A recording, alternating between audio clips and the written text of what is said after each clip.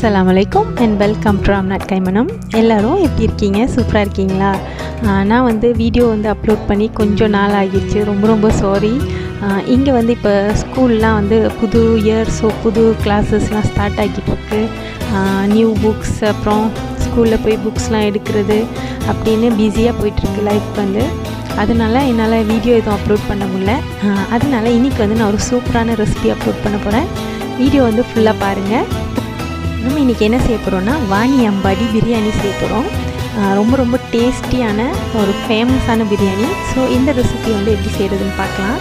இதுக்கு ஃபர்ஸ்ட்டு நம்ம முந்திரி, பாதாம், அப்புறம் கொஞ்சம் தேங்காய், துருவின தேங்காய், அதை நல்லா பிளெண்ட் பண்ணி நல்லா பேஸ்ட் ஆக்கிக்க போகிறோம்.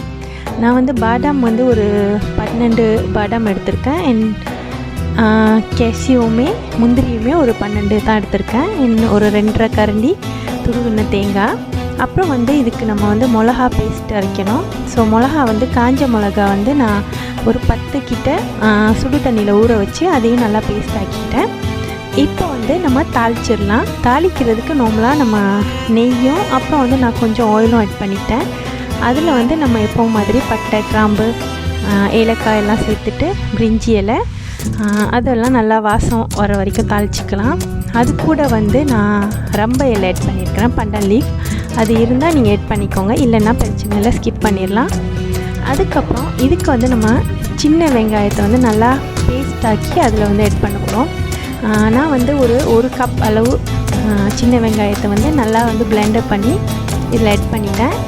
இதை நம்ம நல்லா வாசம் வர வரைக்கும் வதக்கிட்டு அதுக்கப்புறம் அதில் ஒரு பெரிய தக்காளி ஆட் பண்ணிக்கலாம். தக்காளி கட் பண்ணி தக்காளி நல்லா குக் பண்ணட்டும். இதில் நம்ம புதினா அண்ட் மல்லி சேர்த்துக்கலாம். இந்த பிரியாணி நான் ஒரு 15 பேர் அளவுக்கு தாராளமாக சாப்பிட்ற மாதிரி செய்கிறேன்.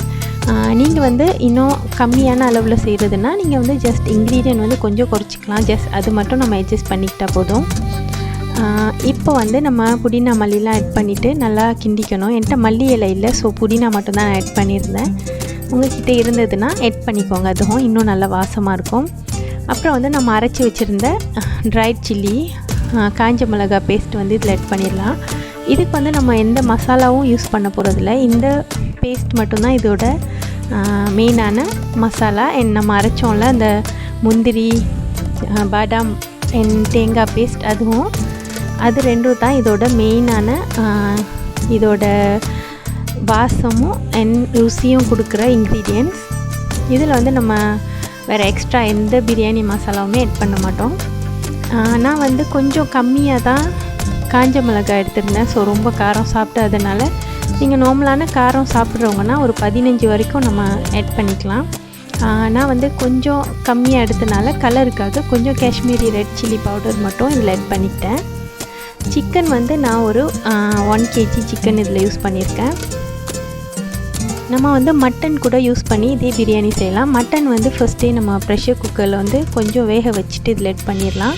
அப்போனா அது குக் ஆகிறதுக்கு பர்ஃபெக்டாக இருக்கும். சிக்கனுக்கு நம்ம ஜஸ்ட் இதிலே ஆட் பண்ணிவிட்டு அப்புறம் 1/2 கப் தயிர் நம்ம இதில் ஆட் பண்ணிக்கலாம். எல்லாத்தையும் நல்லா மிக்ஸ் பண்ணி விட்டுடலாம். ஒரிஜினலான வாணியம்பாடி பிரியாணி நானும் சாப்பிட்டதே இல்லை. நான் ரெசிபி பார்த்து தான் ஃபஸ்ட் டைம் வீட்டில் செஞ்சுருந்தேன். ஆனாலுமே நான் நிஜமாலே இந்த பிரியாணி சாப்பிட்ட ஒருத்தவங்க கிட்ட டேஸ்ட் பண்ண கொடுத்துருந்தா நிஜமாலே ரொம்ப நல்லா வந்திருந்ததுன்னு சொன்னாங்க. ஸோ அதனால தான் நான் இந்த ரெசிபியை ஷேர் பண்ணுறேன். நீங்களும் எப்படி இருக்குன்னு தெரியணுன்னா ட்ரை பண்ணி பாருங்கள். ரொம்ப சூப்பராகவே இருந்தது இந்த பிரியாணி. நான் சொன்ன மாதிரி கலர் கொஞ்சம் கம்மியாக இருந்தனால நான் காஷ்மீரி ரெட் சில்லி பவுடர் கொஞ்சம் ஆட் பண்ணிட்டேன். நீங்கள் கரெக்டான அளவில் ட்ரை சில்லி பேஸ்ட் ஆட் பண்ணியிருந்தீங்கன்னா நீங்கள் இது கூட ஸ்கிப் பண்ணிக்கலாம். இல்லை வேணும்னா கூட நீங்கள் ஆட் பண்ணிக்கலாம், ப்ராப்ளமே இல்லை. யாரெல்லாம் நீங்கள் வாணியம்பாடி பிரியாணி சாப்பிட்ருக்கீங்கன்னு காமெண்ட்டில் என்கிட்ட சொல்லுங்கள்.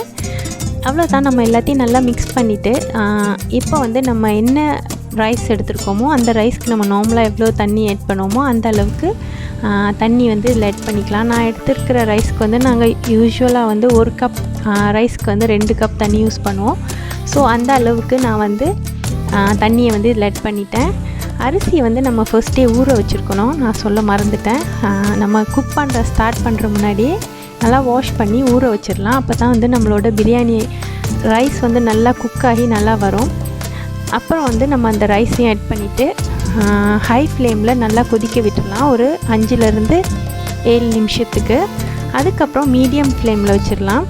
மீடியம் ஃப்ளேமில் வச்சுட்டு நம்ம ஒரு தடவை நல்லா மிக்ஸ் பண்ணி விட்டுட்டு கொஞ்சம் தண்ணிலாம் இந்த மாதிரி வற்றுனதுக்கப்புறம் மேலே வந்து கொஞ்சமாக நெய் ஆட் பண்ணிவிட்டு அப்படியே உங்களுக்கு ஃபுட் கலர் வேணும்னா இல்லைனா வந்து நீங்கள் saffron வாட்டர் வந்து ஆட் பண்ண போகிறீங்கன்னா இந்த ஸ்டேஜில் வந்து நம்ம ஜஸ்ட் ஆட் பண்ணிவிட்டு இப்போ வந்து நம்ம இதை மூடிட்டு தம்மில் வச்சுருக்குறோம். தம்மில் வந்து கீழே ஒரு பழைய தோசை கல்லில் ஏதாச்சும் ஒரு கனமான கல் வச்சுட்டு நம்ம அது மேலே வந்து பாத்திரத்தை வச்சிடலாம். அண்ட் மேலே வந்து வெயிட் வச்சிடணும்.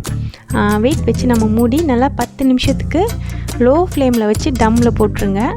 அதுக்கப்புறம் நம்ம எடுத்து பார்த்தோன்னா நம்மளோட பிரியாணி வந்து சூப்பராக ரெடி ஆகிரும். இது வந்து 10 மினிட்ஸ்க்கு அப்புறம் நான் எடுத்து கிளறி விட்டு பார்த்துக்கிறோம். நல்லா எவ்வளோ சூப்பராக ரெடி ஆகியிருக்குல, நல்லா வாசமாக இருக்கும்.